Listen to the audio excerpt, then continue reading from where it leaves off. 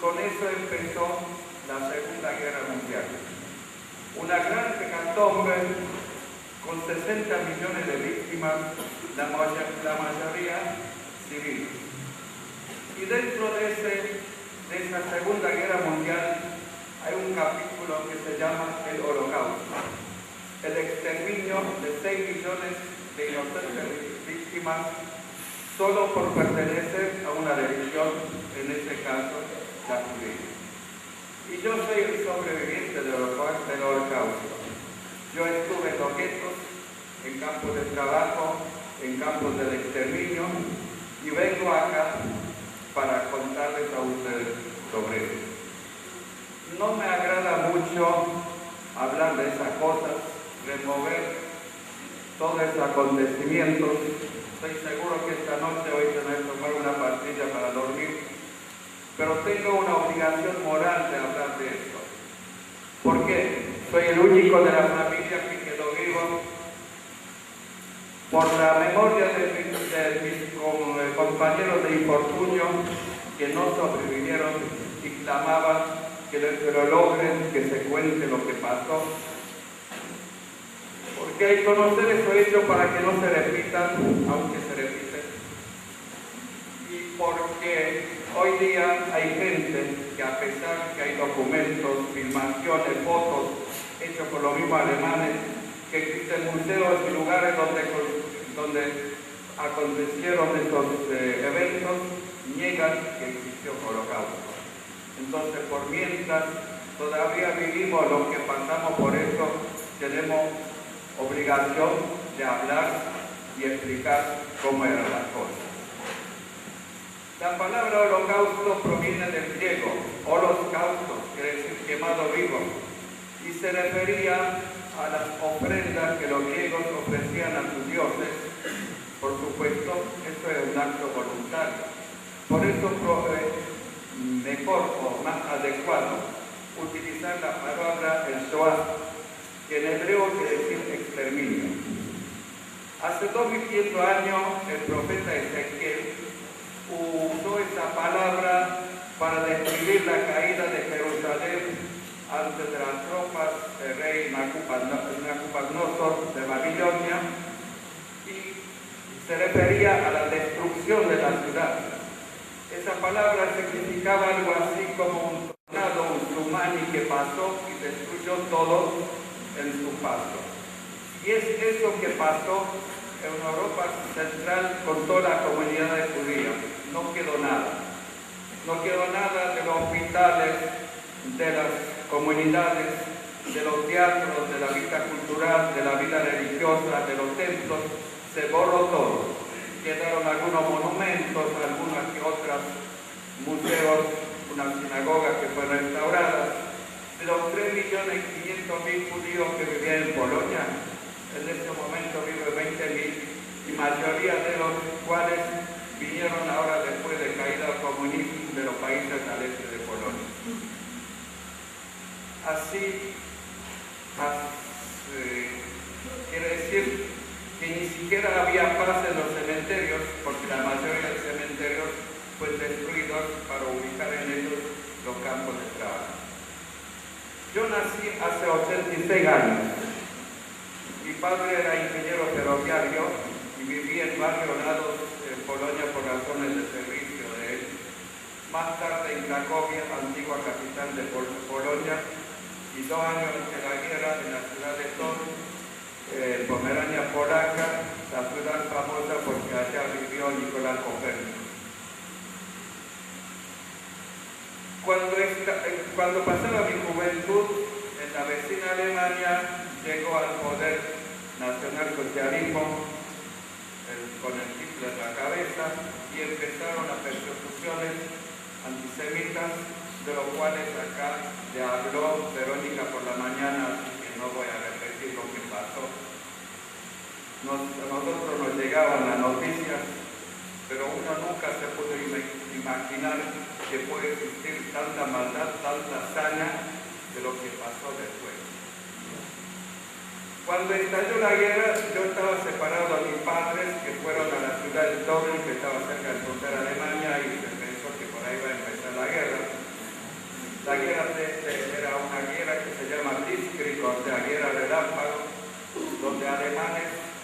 Bombardearon primeramente todo el aeropuerto, todas las ciudades, todos los caminos, y los tanques iban directamente a la capital de Polonia. Los polacos hacían carga de caballería que llegaban a los tanques. Mis padres fueron evacuados, el tren fue bombardeado, perdimos todo y nos reunimos en la casa de mi abuela materna en la ciudad de Buch, en Alemania, hoy día Ucrania Occidental, como refugiados, viviendo en una sola habitación toda la familia. Yo era el único hijo, era padre y yo. Les quiero agregar que antes de estallar la guerra hubo un pacto de no agresión entre Alemania y Rusia soviética, un pacto en el cual, cuyas cláusulas secretas había, se trató de repartición del país. La parte occidental iba a pertenecer a Alemania y la parte oriental a Rusia. Y a medida que las tropas alemanas avanzaban en Polonia y se acercaban a la zona que iba a pertenecer a los rusos, el día 17 de septiembre los rusos cruzaron la frontera y ocuparon la parte oriental de Polonia, entre otras la ciudad donde vivía yo. Así que pasé 21 meses bajo régimen comunista, en la peor época de la dictatorial de Stalin, con deportaciones, arrestos y otras, persecuciones, pero mi padre trabajaba y yo estudiaba. El día 21 de junio de 1941 empezó la Operación Barbarossa. Alemania nazi ataca a Rusia soviética. En pocos días las tropas alemanas entran a la ciudad donde yo vivía. Y empezó el terror. Todas las leyes, todas las disposiciones contra los judíos que ya existían en Alemania y todos los demás países ocupados hasta ese momento por los alemanes, entraron en vigencia de golpe. Cada judío tenía que llevar una banda blanca con estrella David celeste en el brazo, que lo identificaba de entrada en la calle o donde se movía. Se crearon Judenrat, o sea, consejos de judíos, donde agarraron a la gente más notable de la ciudad, haciendo de ellos una especie de comisión, y otros rehenes que se tomó de otra gente muy importante, y ese Judenrat tenía que proveer para los alemanes todo lo que ellos pedían, contribuciones monetarias, o sea, cada uno tenía que dar plata para llegar a la suma que los alemanes pedían a la comunidad. Pedían botas, pedían frazadas, pedían pieles, cualquier cosa que se le ocurría pedían. Además, por supuesto, toda movilidad, todos los radios y toda la que, tenía que haber entregado directamente a las tropas de la ocupación. Aparte de eso, empezaron matanzas, hechos de destrucción. Los judíos quedaron prácticamente sin sustento porque no podían ejercer ninguna actividad económica, ningún trabajo. Se crearon campos de trabajo donde llevaban a los jóvenes y no tan jóvenes para distintos trabajos en fábricas, en los campos, en las minas, en las canteras, donde se trataba tan mal a la gente que no se sabía si esos campos servían para trabajar o para matar a la gente.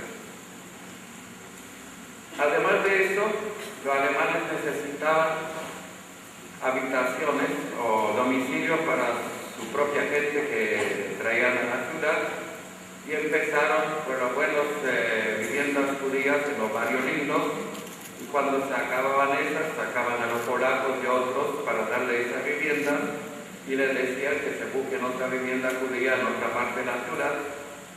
Así que al final, un lindo día, aparecieron en mi vivienda un miliciano ucraniano que la pidió para él, y era muy bueno porque nos dejó 3 días para irse, porque había casos que venían y decían váyase, ni siquiera le permitieran sacar algunas cosas. Fuimos a una vivienda de un pariente de mi mamá, pero enseguida se creó el gueto, todo el mundo tenía trasladarse al gueto, que era un barrio donde tenían que vivir todos los judíos juntos y donde la hacinación era tremenda, porque en una casa una familia podía ocupar una habitación a lo sumo, y a veces había que colgar una frazada porque no alcanzaban y 2 familias tenían que compartir la misma habitación con un baño y cocina en común. Aparte, en gueto no había comida, no había remedios, pululaban enfermedades y había redadas para buscar gente para trabajo y para los campos de trabajo y para otras necesidades que tenían alemanes. Y yo, para no ir a un campo de trabajo, conseguí un puesto en una repartición alemana donde trabajaba en la sección de mantenimiento. Yo aquel entonces tenía 16 años, ayudando a los plomeros, a los otros, otros oficios que trabajaban ahí. Muchas veces íbamos a la estación a cargar carbón para los funcionarios, llevarlo a sus domicilios y otros trabajos por el estilo, lo que me salvaba de que me manden a campos de trabajo. Pero no era nada seguro eso, porque si se hacían redadas y usted podía mostrar esa documentación que trabaja a tal lado, si necesitaba gente le rompían papel, lo llevaban igual. Así que para más seguridad, yo salía de mi domicilio, me sacaba esa bandita y caminaba hasta el trabajo, y antes de entrar lo ponía de vuelta, arriesgando mi vida, porque si me pescaban sin eso, me podían fusilar. Pero así era más seguro que caminar con ese brazalete. Desde junio que entraron los alemanes hasta diciembre, la mitad de judíos ya no vivían en la ciudad.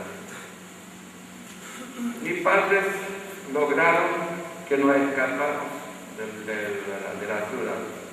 Nos escapamos a la casa de mi abuelo paterno, que vivía en la Polonia ya ocupada desde el año 39 por los alemanes, muy cerca de la frontera de Eslovaquia.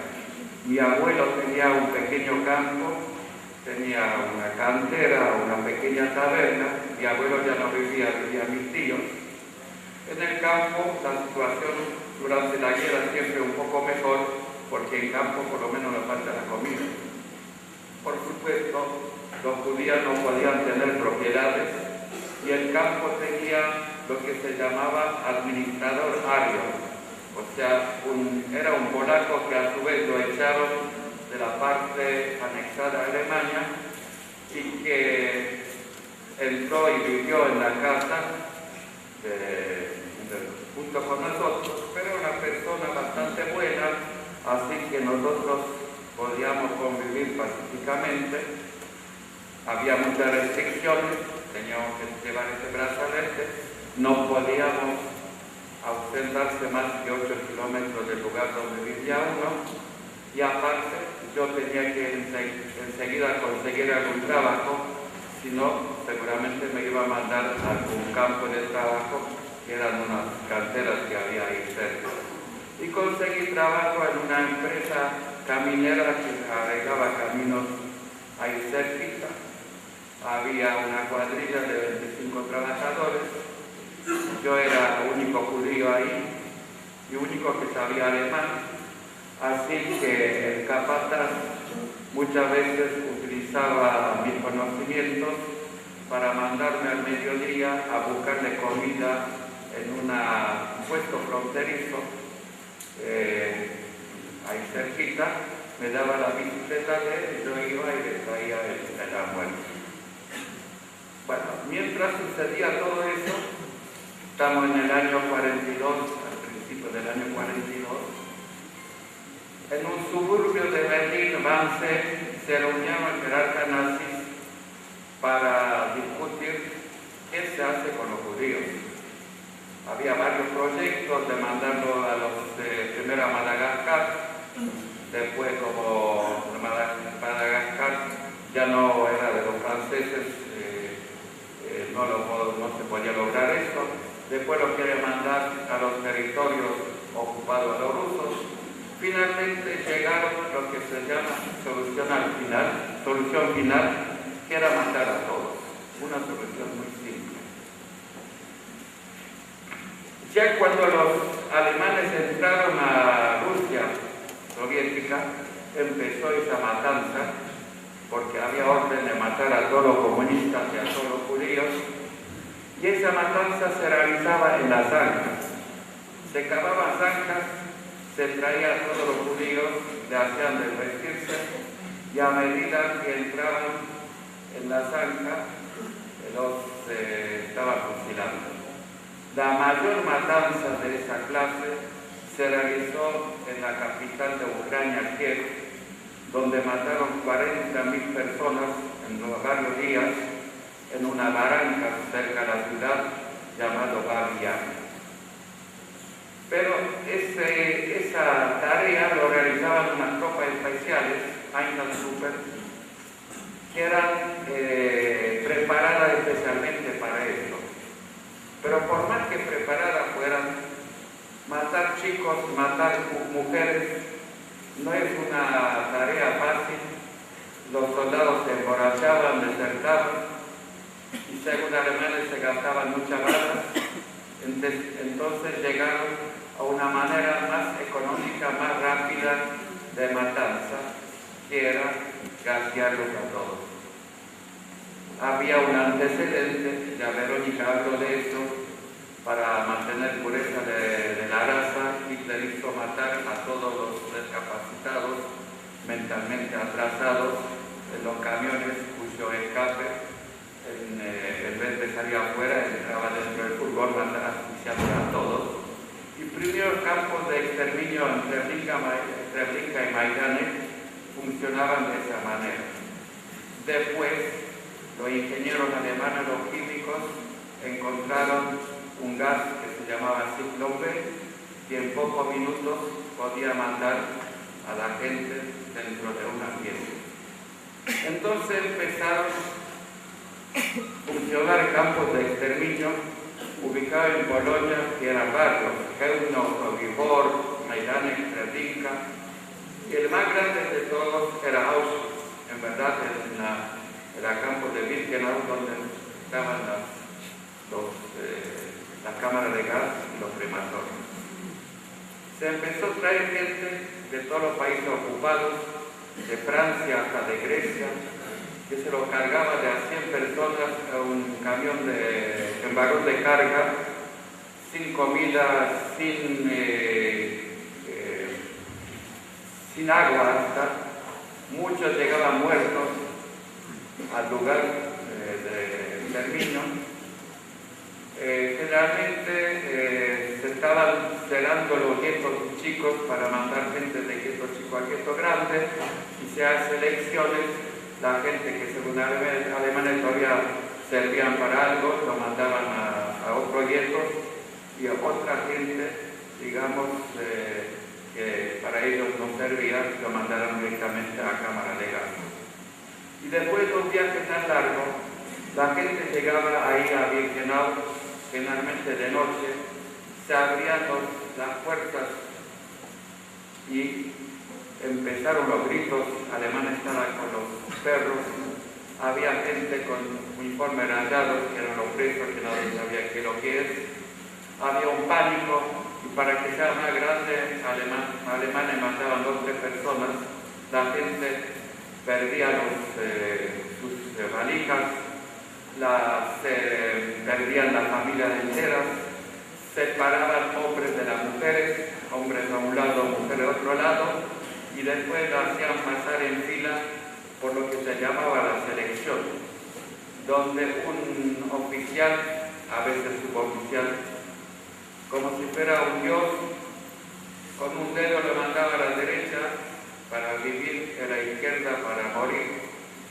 Los que eran mujeres embarazadas, mujeres todos viejos, todos muy chicos, mujeres con mucha familia, y aunque no les gustaba cara de uno, todo eso se mandaba directamente a cámara de gas. Por supuesto, a nadie se le decía dónde lo mandaban. La gente no sabía dónde iba. A la gente se decía que lo llevaban al territorio ocupado de Rusia para trabajo. Nadie sabía que iba a morir.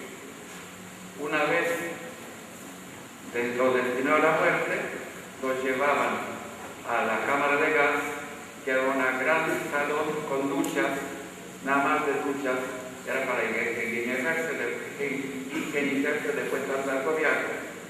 Pero en vez de duchas, en vez de agua, de las duchas salía ese gas ciclón que en pocos momentos provocaba la asfixia de todos ahí presentes, una muerte horrible. Todavía eran rasguños de la gente que trataba de salir de allá y no lo podían porque las puertas se cerraban herméticamente.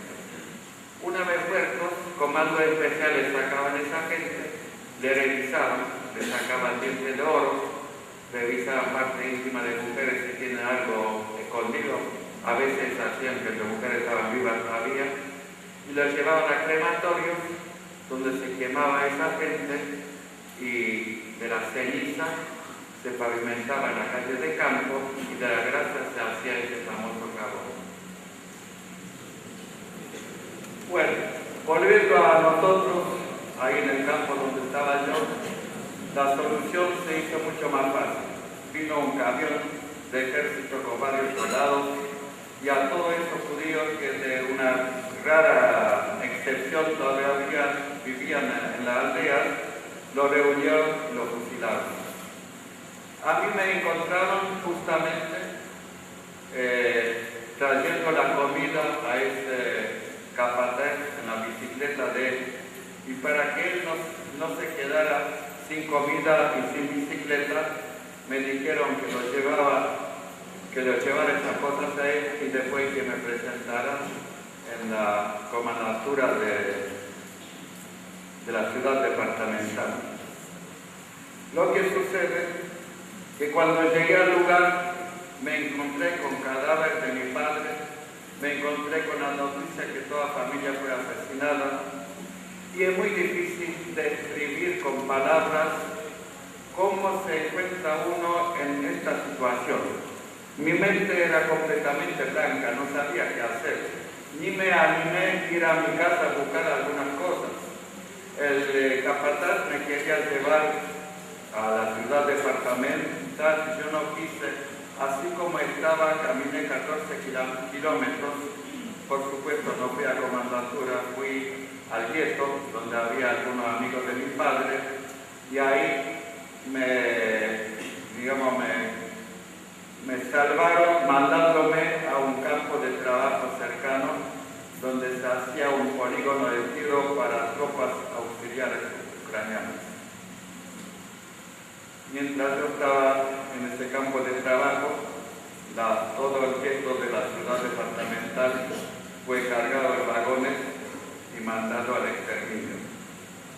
La gente, por supuesto, no sabía a dónde lo mandaban, ni nosotros tampoco, pero pasaba tiempo y no llegaban las noticias de ellos, entonces uno empezó a sospechar algo raro, y después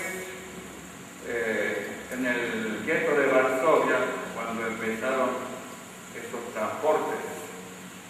transportes muy grandes, porque se sacaban del gueto a 5 o 6 mil personas por día para exterminio, y la situación del gueto era tan terrible ahí en Varsovia, donde, como ya le explicó Verónica, había 450.000 personas en 100 manzanas, rodeado de un muro de 3 metros y terminado con un alambrado de púa, por las enfermedades, por el hambre, que mucha gente se presentó, digamos, voluntariamente a esos transportes, ya que le daban 1 kilo de pan y un poco de mermelada.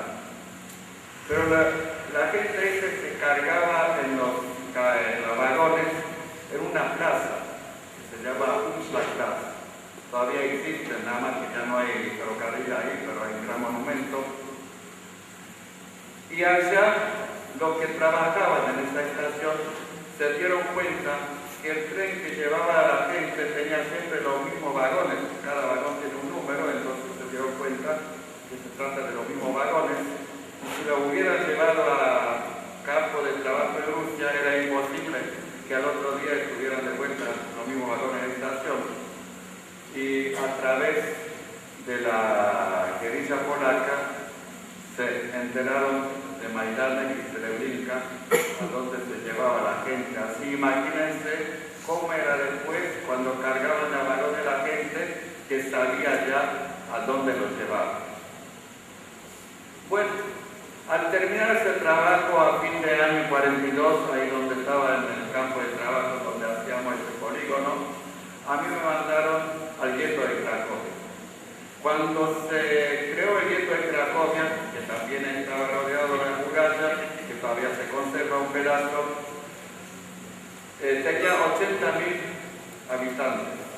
Cuando yo llegué, de los 80.000 por sucesivas deportaciones, no había quedado más que 12.000.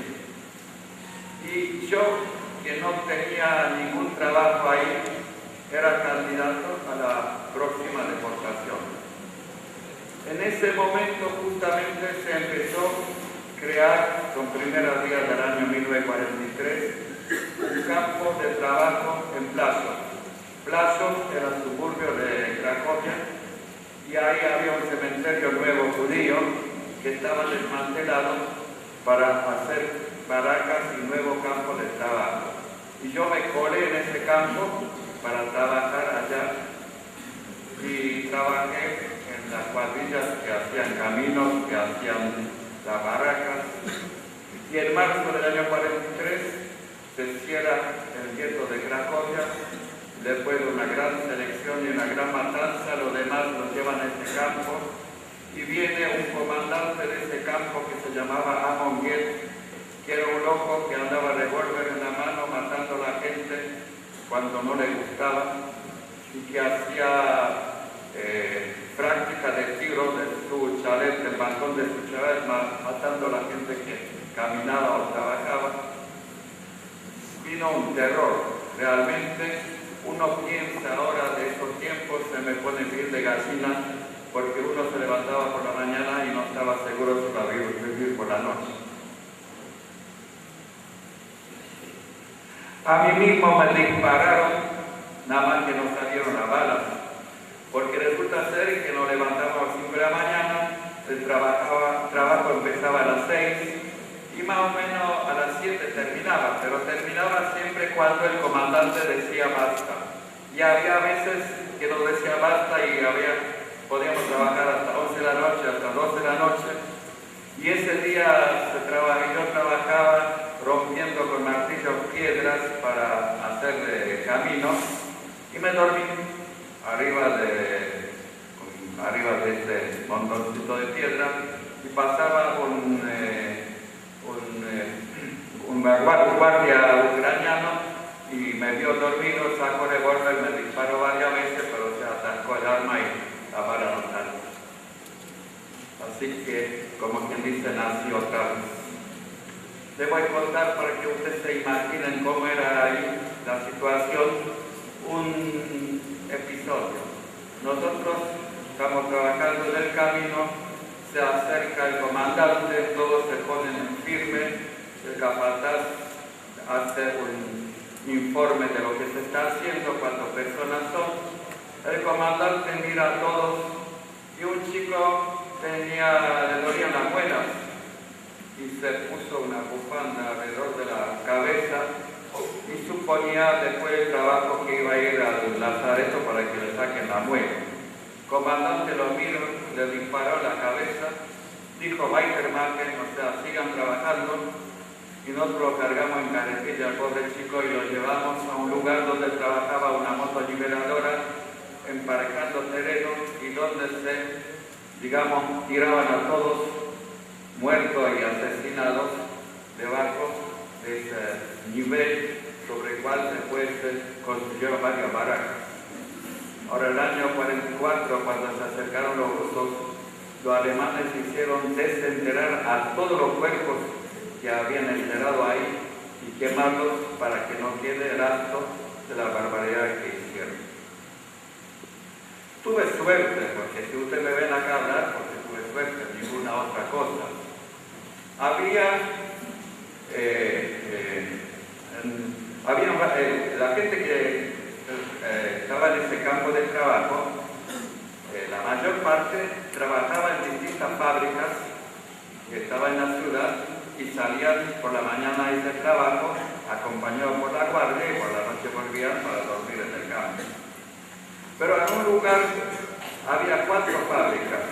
Una de ellas era el famoso Schindler, que compró una fábrica de ollas para transformarla en fábrica de municiones, y con la plata de los judíos, a los cuales después él le ofreció trabajo en esa misma fábrica como cierta seguridad.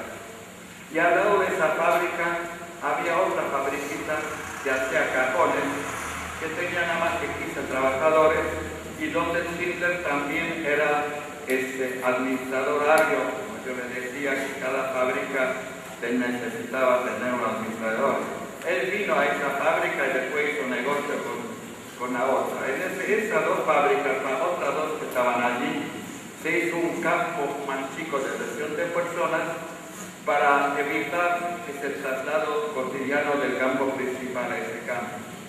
Y logré que me agregaron a esa cuadrilla de 10 personas más que se agregaron esa fabricita de los cajones. Y ahí estaban trabajando varios meses, ahí estaba mucho mejor porque estábamos fuera de la vista del comandante. El que era dueño de la fábrica nos trataba bastante bien. Era así que hasta el día domingo, que podíamos descansar en campo, íbamos a la fábrica porque estábamos ahí más seguros que en el campo. Yo estaba bastante enfermo, tenía graves dolencias estomacales. El tipo me curó, me trajo remedios, me dio snaps, esa bebida alemana fuerte, tipo grapa, algo así. Pero al final del año 43, no se sabe por qué, los alemanes cierran la fábrica y nos traen de vuelta a Campo de Plazo.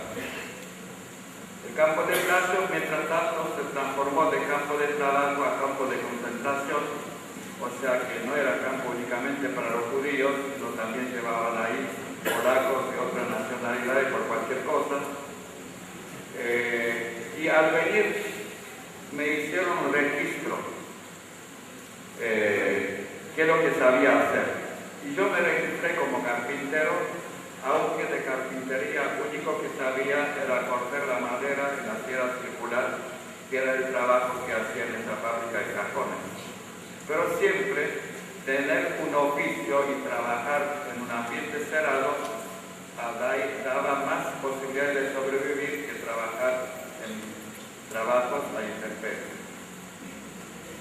Bueno, me registré y me llamaron para hacer un europeo en un taller de sastre. Y yo de eso no tenía la menor idea. Y había otro conmigo, pensé, bueno, ese carpintero le voy a ayudar. El otro tampoco era gran carpintero y no sé cómo iba a terminar esta historia si no fuera que justo en ese preciso momento, también hay que tener suerte, ¿no? Llamaron de Auschwitz que necesitaban 250 entre carpinteros y guerreros. Y por supuesto todos los nuevos o que recién llegaron los mandamos ahí. Así que nos llevaron, sin que nosotros sabíamos a dónde vamos, nos metieron los 250 en 2 vagones de ferrocarril y nos llevaron a Auschwitz. Así que yo entré a ese campo de Auschwitz por la puerta trasera, no pasé por ese famoso portón, selección ni nada, nos llevaron directamente a los baños donde nos quitaron todo, me quedé únicamente con los zapatos, nos entregaron esa ropa rayada de Auschwitz y nos llamaron a cuarentena. Y en cuarentena lo primero que hicieron era tatuarnos los números que reemplazaban identidad de uno, porque de acá al futuro yo no era más Edgar, yo era número 174.189 y cuando uno se presentaba tenía que decir que el número tal se presenta y cuando lo llamaban número tal.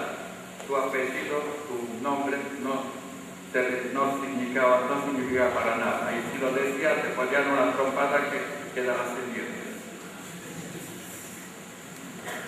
Bueno, Auschwitz era no únicamente un campo, eran varios campos. Auschwitz era Auschwitz donde estuve yo, Auschwitz principal, que era cuartel de ejército polaco que tenía casas de piedra, de ladrillo, de un piso, era sótano, planta baja y planta alta. Había 20 y tantos bloques así. Era campo de Birkenau 1 o Birkenau 2. En Birkenau era campo de barracas hechas de madera sobre piso de tierra y literas puestas donde dormía la gente uno al lado del otro. Ahí estaban los cámaras de gas y estaban crematorios. Había campos de prisioneros rusos, había campos de prisioneros aliados, había campos de Buna que trabajaban en las minas, más o menos 100 kilómetros cuadrados, porque tenían que desalojar varias aldeas para poder instalar este campo, y había como 100.000 prisioneros en total de ese campo. Cada campo estaba rodeado de una doble alambrada electrificada. Todo conjunto tenía otra alambrada y fuera todavía eran mangrullos con ametralladoras, así que prácticamente no era posible escaparse de ese campo. Esa alambrada servía para los que no aguantaban, para que se tiren contra esa alambrada y ahí se suicidaban. Todo día por la mañana nosotros encontrábamos esos cadáveres en los alambres. Todo día por la mañana, antes de salir al trabajo, se hacía un recuento de los prisioneros y si por alguna casualidad no daban las cifras, se podían preparar todo el día hasta que los alemanes lograban discernir qué es lo que pasó, porque el número no coincidía. Mientras yo estaba en campo, después de eso, nos llevaron a una fábrica, después que terminó la cuarentena, nos llevaron a una fábrica que tenía 1.200 trabajadores que estaba ubicada dentro del perímetro del campo. Todas las fábricas que se trabajaban en Auschwitz estaban dentro del perímetro del campo, dentro de esos 5 kilómetros cuadrados, no se salía afuera. Esa fábrica hacía toda clase de implementos de madera para ejército, letrinas, establos para caballos, mesas, cajones para municiones, toda esa cosa de madera. Y a nosotros hicieron un examen para ver qué sabemos de carpintería. Y de manera como yo agarré el cepillo, ahí nomás me dijeron, este de carpintería no sabe nada. Y al otro día, los que rindieron estaban destinados a distintos galpones que había, y los demás se mandaban un corralón para cargar vagones, transportar madera, toda esa cosa que se hace en el corralón. Pero yo tengo apellido con W, mientras se hacía una lista, mientras se pasaba la lista, salió de un galpón un capataz, dice, más déjenme 3 que necesito para limpieza. Y yo y 2 muchachos más caímos para limpiar ese galpón, o sea, sacar acerrín y todas esas cosas que hacen falta para instalar un gran galpón donde trabajan 200 personas en carpintería. Empezamos limpieza, después me pasaron a un banco para ayudante del carpintero, del banco de carpinteros trabajando personas.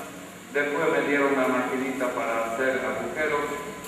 Después se abrió otro galpón y alguien dijo que yo sabía trabajar en máquinas circulares y me pasaron ahí.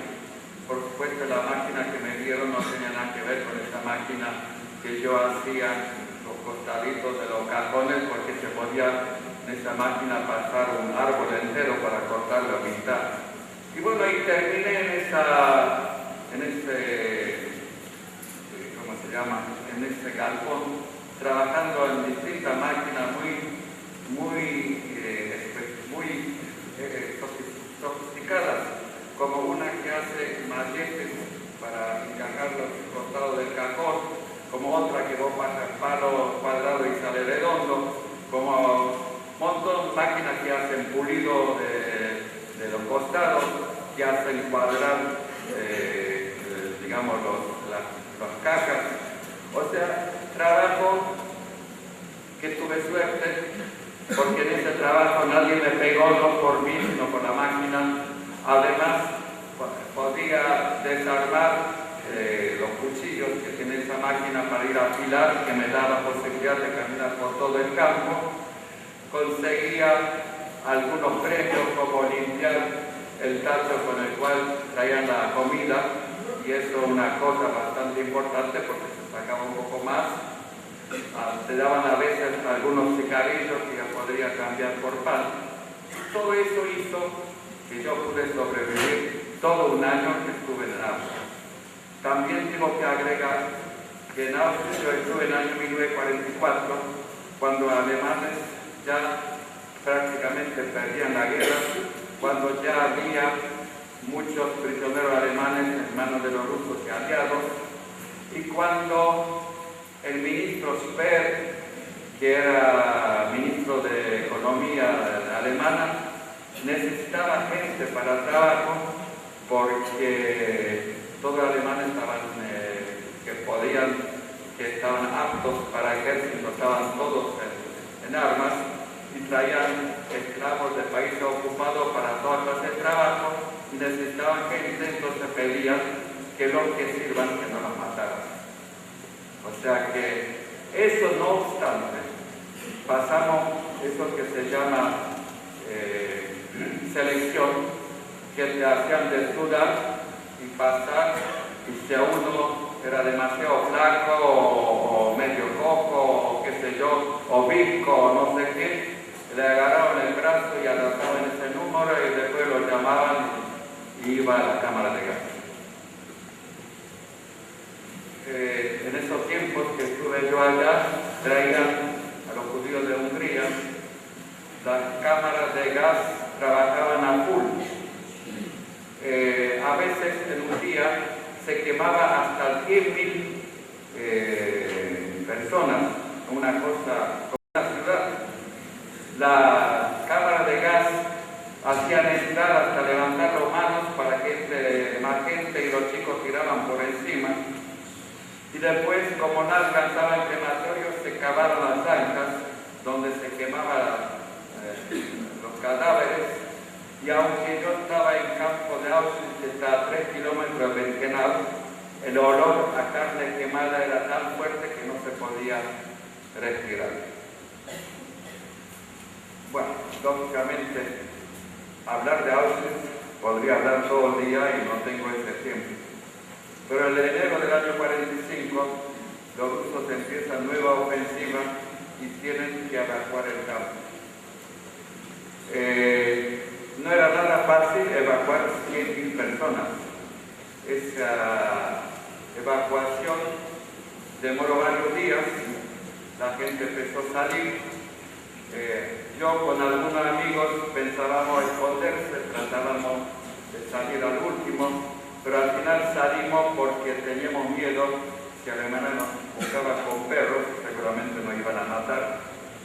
Y los que quedaron, al final no pasó nada y los rusos lo liberaron, pero ¿quién podía saber? Así que salimos del campo casi al final de la evacuación en esa famosa marcha de la muerte, pero antes, como ya había mucho desorden, entramos en los almacenes, en los depósitos, digamos ahí, y nos procuramos unas frazadas y unos zapatos. Unos zapatos que los zapatos no estaban en caja, estaba todo suelto, mezclado. O sea, yo conseguí 2 zapatos para mí, pero de distintas formas. O sea, no era un par, eran 2 zapatos.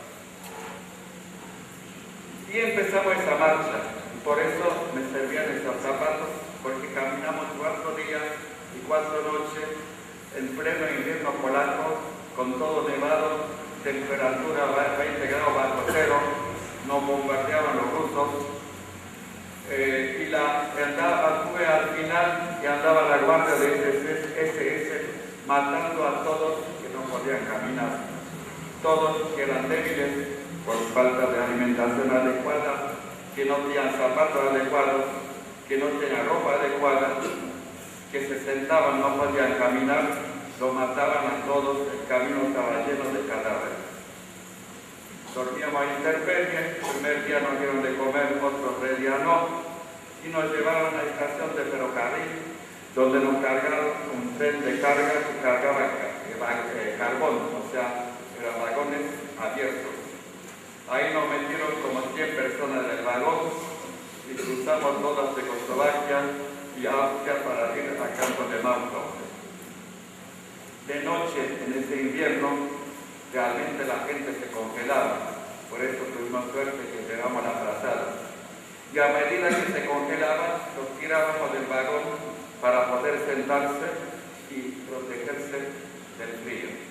Y así llegamos a campo de Mauthausen, ubicado en Austria, un campo también terrible, famoso porque tenía una cantera de la cual los presos en mochilas levantaban piedras de un pozo y tenían que subir 170 escalones para llegar a superficie, y si arriba estaba guardia y si según el guardia cargó poco, lo podían despeñar matando lo que caía allá abajo.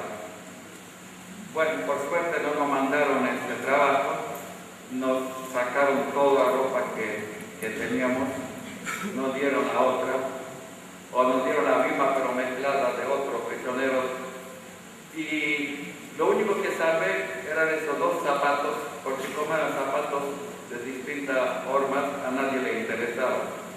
Y era muy importante porque a otros les dieron suecos de madera, con lona arriba, y cuando usted camina, como esto no tiene ninguna flexibilidad, se le pega la nieve, se le hacen ampollas que se infectan, y mucha gente murió por eso. Bueno, a nosotros después de 2 días, hay un montón de detalles, pero no tengo tiempo de contar todo, nos llevaban a un campo de Melk, que estaba cerca de Viena, famoso por un monasterio que hay ahí, por supuesto a nosotros no mostraron nada de eso. Nos llevaron a un campo inmundo, lleno de piojos, y de ahí nos llevaban en un tren especial a unos 10 kilómetros, donde se hacían túneles para ubicar las fábricas, porque como los aliados bombardeaban todos los días las fábricas alemanas, para poder seguir su producción, ellos cavaban túneles para meter las fábricas adentro y seguir produciendo. Por supuesto que era un trabajo bastante feo, no había ninguna medida de seguridad, había derrumbes, gente se moría en accidentes, había muy poca comida, pero también tuve suerte porque a mí me destinaron a una estación más adelante para hacer casas para los alemanes que iban, digamos, a manejar después los trabajos en estos túneles. Y ahí, ahí trabajando, a veces uno conseguía un poco más de papas que nos daban ahí los otros obreros que había. También se podría conseguir algún pedazo de diario para saber que pasa en el mundo, porque cuando estuvimos ya en Austria, la guerra se terminaba y nosotros prácticamente estábamos aislados de las noticias. Y me acuerdo que una letrina ahí, alguien se limpió el trasero con un pedazo de diario, y nosotros con un palo, con un clavo, sacamos ese diario, lo secamos y ahí nos enteramos del comunicado alemán por donde anda el frente, que la guerra ya prácticamente, ya en aquel entonces, los rusos ya estaban yendo a Berlín y los aliados cruzaron el Rin. Bueno, los rusos tomaron Viena y ese campo había que evacuar. Se hizo una prueba, nos hicieron caminar, los que podían caminar nos pusieron a un lado, los que caminaban mal les pusieron al otro lado. Nunca supimos qué pasó con esa gente, pero no conozco a nadie vivo de ellos. Nos bajaron a Danubio, nos metieron en una barcaza, nos llevaron a la ciudad de Linz. Ahí nos dieron 4 galletas y con esas 4 galletas caminamos otra vez 4 días y 4 noches durmiendo en intemperie hasta pleno de Alpes austriacos a un campo que se llamaba Ebensee.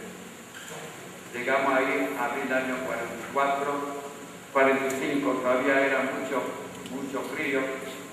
El campo era muy sucio, lleno de piojos, no había comida, nos daban octavo de pan que era como azerín. Vos tenías que poner la gorra porque se desmenuzaba todo, y 1 litro de agua con algunas cáscaras de papa, que no es alimento, es tóxico. Así que la posibilidad de vida en ese campo se estimaba en 10 meses, en promedio. Gente moría como moscas. Algunos rusos encontraban una especie de arcilla que lo comían, pero después se les endurecía el estómago y por obstrucción de eso se morían. Algunos comían carne humana de los muertos, pero nosotros ni cuchillo teníamos para poder cortarla. Además, no es fácil decidirse comer esta clase de comida. Bueno, estuvimos ahí, se trabajaba también en túneles para hacer las fábricas, para meter fábricas, pero esos túneles eran de roca, porque estuvimos en plena montaña, que se utilizaba los explosivos, que era todavía peor, hacía más víctimas. Un lindo día, era el 1er día de mayo del año 45, nos reunieron en la plaza de conteo y dijeron que nos para que ellos se iban a evacuar y para nuestra seguridad nos van a meter en esos túneles. Y salió un muchacho que trabajaba en la administración gritando: no entren porque lo van a dinamitar ahí. A él lo mataron en el acto, pero suponiendo que a lo mejor va a haber alguna resistencia, o los SS estaban muy apurados para escaparse, se subieron los coches, se fueron y nos dejaron unos viejos de guardia civil para que nos cuidaran del campo. Y nos quedamos ahí 2 días, nos decían que ya no hay más comida y los americanos ya estaban en el pueblo, pero no sabían del campo que estaba a 6 kilómetros, hasta que un lindo día entró un tanque al campo y los que podían caminar se acercaron, que hace falta médico, hace falta comida, que la gente se está muriendo. Yo, por ejemplo, en aquel entonces pesaba 40 kilos, era puro montón de huesos, y era tan cansado que un día me presenté al lazareto para decir que soy enfermo. Entonces te daban un camisón y te acostaban en el suelo esperando la muerte porque no había ninguna asistencia. Nada más que había un médico polaco que me decía: mira, la guerra ya se está terminando, vos estás todavía joven, esto es morirse. Así que me convenció, uno de los pocos que saqué la ropa y me vine de vuelta al campo. Bueno, solicitamos esta comida y solicitamos de los médicos. El hombre tomó prisionero los viejos que nos cuidaban, dejó abierta la puerta y se fue. Al principio nadie se animó a salir por esa puerta abierta. Es así como digo yo, vos tenés canario en la jaula, está toda vida de abrir la puerta, el canario no sale. Al final nos animamos a salir a buscar comida y fuimos a la casa del OSS, pero no había comida ahí. En el interín, los yanquis mandaron la comida, pero mandaron comida de ellos que era puro guiso con mucha grasa, y con el régimen que comíamos nosotros, esa noche había 600 muertes por haber comido esa comida, especialmente que había mucho desorden, algunos comieron nada y otros comieron 3 porciones que le dieron. Bueno, al otro día ya vinieron los de Cruz Roja, vinieron los médicos, nos desinfectaron, nos cambiaron la ropa, nos sacaron de ese campo y nos llevaban a otro campo de los trabajadores forzados que había en esa ciudad. Y ahora vino pregunta, ¿qué se hace? Porque yo estaba solo, sabía que no tengo nadie en la familia, en Polonia estaban tropas soviéticas, yo ya lo probé, ese paraíso, no quería volver a vivir así. Empezaron las noticias de la sobrevivencia de otros campos, la gente se empezaba a buscar, los esposos buscaban a sus mujeres, viceversa, otros buscaban a los hermanos. Hubo casos que la gente se casó y después apareció la esposa, porque nadie sabía qué pasó con el otro. Y en eso vinieron unos soldados judíos de Palestina, aquel entonces no existía Israel, que estaban en el ejército británico y nos propusieron de llevarnos allá. Y todos jóvenes que no tenían nada de perder como yo y otro más, dijimos que sí. Nos metieron en un tren en el cual volvían los prisioneros italianos a Italia. Nosotros vinimos como si fuéramos prisioneros italianos. Entramos a Italia, pero cuando llegamos a Bolonia, los ingleses nos descubrieron, nos sacaron del tren y nos llevaron a un campo de refugiados en Módena. En Módena había un gran campo de refugiados, en una escuela militar que está en esa ciudad, que había mucha gente que por distintos motivos, especialmente así como el mío, venían a Italia. Pero les quiero aclarar que los ingleses no dejaban entrar a los judíos en Palestina, que era mandato británico. O sea, los que eran dueños de esas tierras eran los ingleses. Por unos pactos que tenían con los árabes, no dejaban entrar la inmigración judía a Palestina. Había que tener toda categoría, un pariente muy cercano para poder emigrar, legalmente. Había inmigración ilegal, pero los barcos que llevaban a la gente allá generalmente fueron interceptados por los barcos de militares británicos y los llevaban a Chipre, donde les metían un campo de detención que, digamos, para mí que salir de tantos campos no era una solución viable. Bueno, después de unas semanas, autoridades de Módena pedían que les desocupen de esta academia militar como monumento histórico, que a nosotros nos llevaron a un lugar que se llama Santa María di Leuca, que estaba ubicado en la punta del Taco de Italia, donde se junta mar Adriático, bahía de Taranto y mar Jónico, un lugar muy lindo, donde los norteamericanos curaban a los soldados heridos en reconvalescencia, y una vez que los sacaron, hicieron de eso un campo de los refugiados. Y ahí estuvimos hasta el año 47, cuando se creó la República Italiana y había que devolver las casas a sus dueños, y a nosotros nos llevaron a Bari, al suburbio de Bari, que se llama Palese, donde había un campo militar antes de la guerra. Yo trabajaba en administración de este campo, administrador en inglés. Bueno, me arriesgué, aunque yo italiano sabía de lo que estaba en Italia, italiano de mercado, y tenía que rendir muchas materias.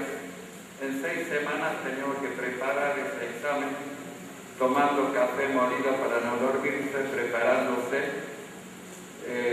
Pude rendir todas materias, digamos, como literatura, geografía, historia, todas exactas como física, química me bocharon, pero después hay una organización, JOIN, una organización de judíos norteamericanos que ayuda muy mucho.